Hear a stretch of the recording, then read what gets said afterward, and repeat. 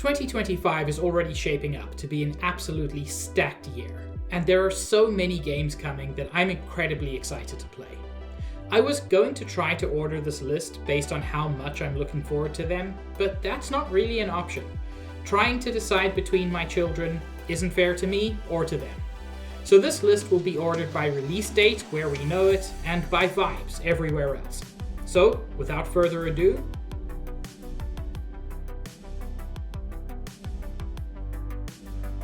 Hyper Light Drifter has forever been one of my favorite games, both aesthetically and mechanically. So when I saw that Heart Machine was back for more, I was incredibly excited. Solar Ash really never grabbed me the way that Hyper Light Drifter did, but Breaker seems to be hitting all the same notes. While the full release still hasn't been confirmed, it's getting an early access release on January 14th, meaning I have to wait less than a month from writing this to getting my hands on it. They've managed to nail the neon pixel aesthetic from Drifter in 3D, and the movement and combat all look incredibly slick and satisfying. I'm also really curious to see what this does with the story and world of Hyper Light.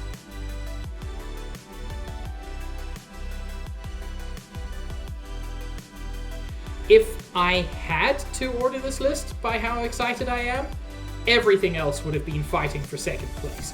Wilds is, by a wide measure, my most anticipated game of 2025.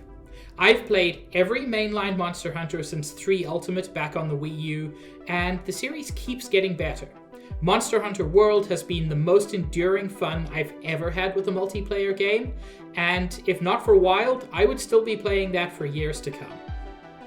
But Wilds appears to take everything that we loved about World and tunes it to be even better. Having played the alpha, I can say that it already feels amazing to play, and all of the tweaks since then will almost certainly have made the experience even better. The world looks bigger, the traversal better, and the combat is slicker than it's ever been. And who knows, maybe this time I'll try a weapon other than sword and shield.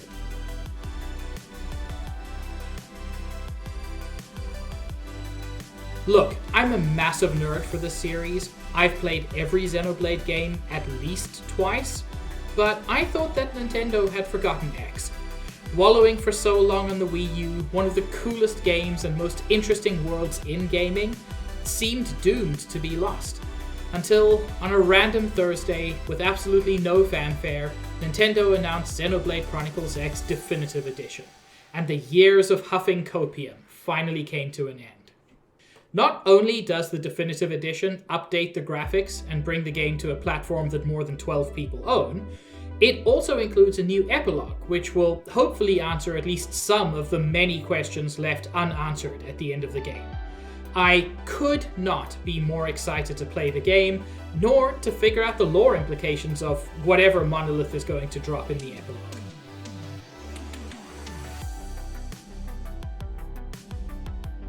We don't know when Metroid Prime 4 is coming, other than a nebulous 2025, but at this point I'll take it.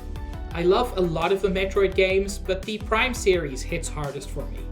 I'll always have a soft spot for Prime 3 as the first of the trilogy I played, but they're all amazing, and so the announcement of Prime 4 back in, oh lord, 2017?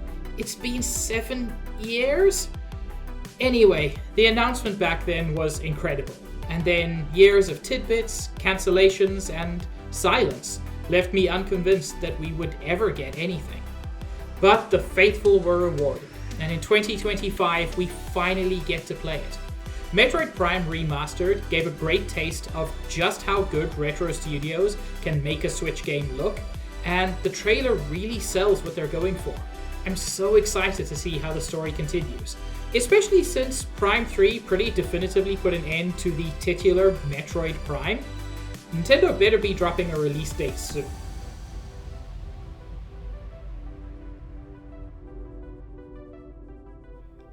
It's good to know that between making incredibly catchy songs about carpets, check it out, I'm in the house like carpet, carpet. Toby Fox has also been making progress on Deltarune. Chapters 1 and 2 were great, but they are only the tasting platter to whatever meal Toby has in mind for us. I don't quite think Deltarune has yet reached the best of what Undertale has to offer, but that's likely because we don't have the full story yet. We know these new chapters are going to have amazing music and quirky, lovable characters, and I don't need to know much more than that to get excited. There are a lot of questions that the previous chapters asked, and I suspect these new chapters will raise more than they answer. That's fine, I can wait. Just don't pull a George R.R. Martin on us, Toby.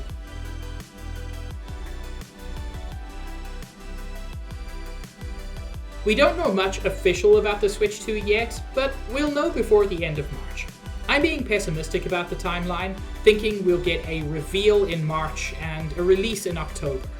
I hope I'm wrong, but whenever we hear about it, one lesson I hope Nintendo has learned from the Switch is the importance of launch titles.